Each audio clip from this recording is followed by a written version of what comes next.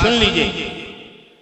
ज़िम्नन इस बात को मैं कहे बगैर नहीं रहूंगा कि आजकल बहुत सारे कुछ उलमा, कुछ बहुत सारे पीर, नाम के पीर, काम के पीर नहीं, उनको एक ऐसी तकलीफ है यहाँ के उस मंजर को देखकर, यहाँ के उस अंदाज को देखकर कि यहाँ बारगाह का वाबिस्ता एक छोटा सा बच्चा जो बहुत पढ़ा लिखा नहीं है और गरीब नवाज की बारगाह से मगर उसका अटैचमेंट है, उसका ताल्लुक है, वो आने वाला देखता है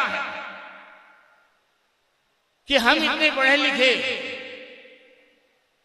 हम इतनी शोहरत याफ्ता और इस बारगाह का ये बच्चा, हमको वो नहीं मिलता है जो इसको मिल जाता है।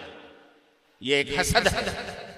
अल्लाह इस हसद को उनसे दूर कर दे। अरे भाई, गरीब नवाज तो सुल्तानुल हिंद हैं, तुम्हारे वहां सुल्तानुल हिंद होते तो मान तुमको पता चलता। तुम्हारे वहां तो कोई सुल्तानुल हिंद नहीं है, यहाँ सुल्तानुल हिंद है, तो यहाँ के सुल्तान हिंद के बारगाह का खादिम भी सुल्तानी खुदाम है, खादिमों का सुल्तान है। और दूसरी दरगाहों और आस्थानों की जितने खुदामीन हैं या सज्जादगान हैं या गद्दी नशीनान हैं, उन सब के सामने ये यहाँ की बारगाह का वाबिस्ता वो सुल्तान है। वो खुदामीन में सुल्तान और उसका नंबर 1। ये क्या आपको तकलीफ हो रही है? यहाँ इतनी चादरें चढ़ रही हैं, यहाँ इतने नजराने पेश हो रहे हैं, आपके पेट में दर्द क्यों होता है भाई? जिसको देखिए, और आप लोगों के बाबा दादा, अगर आप अपनी 10 साल और 15 साल और 20 साल की पिछली अपनी जिंदगी की औराक उलट के देखें तो आपके अंदर क्या कैफियत थी, आपका क्या मामला था, किस गुर्बत के दौर से निकले। जब आप गरीब नवाज की बारगाह में आए तो आकर आपने 100, 200, 500, 1000, 2000, 5000 की चादर पेश की और उस डिमांड क्या की, ख्वाजा मेरा ये काम हो जाए, मेरा ये मामला हो जाए, मेरी औलाद नहीं है औलाद हो जाए। और उन्हीं वकील साहब के साथ, उन्हीं खादिम के बच्चे के साथ या उसी उमर रसीदा खादिम के साथ में आप बारगाह में जाते हैं, ख्वाजा तवज्जो फरमाकर उसको नवाजते हैं, अता फरमा देते हैं। आपका तो काम हो गया। और आपने पेश क्या किया? लाखों की डिमांड करके, करोड़ों की डिमांड करके 1000, 2000, 5000 आपने पेश कर दिए। बहुत बड़ा काम किया।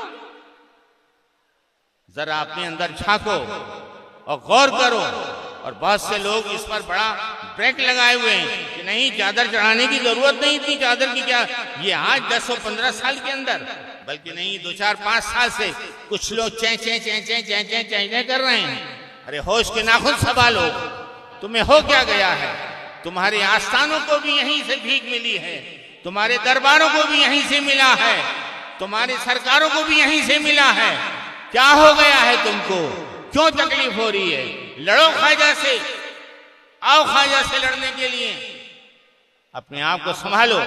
ये माँ और बहनें अकीदत और मोहब्बत का फूल और चादर पेश करती हैं, लेकिन आने वाला आता है, वो कहता है कि ये तो चादर शरीफ उतारते हैं। और मैं बहुत खुल के बोल रहा हूँ, चादर शरीफ उतारते हैं, उतार कर ले जाते हैं, फूल की दुकान पे देते, बेशक हम देते हैं। आपको तकलीफ हमारे बाप दादा का मामला है। अरे तुम्हारे घर में तुम्हारा कोई तोहफा पेश करता है, तुम्हारी औलाद उसकी मालिक होगी या पड़ोसी मालिक होगा।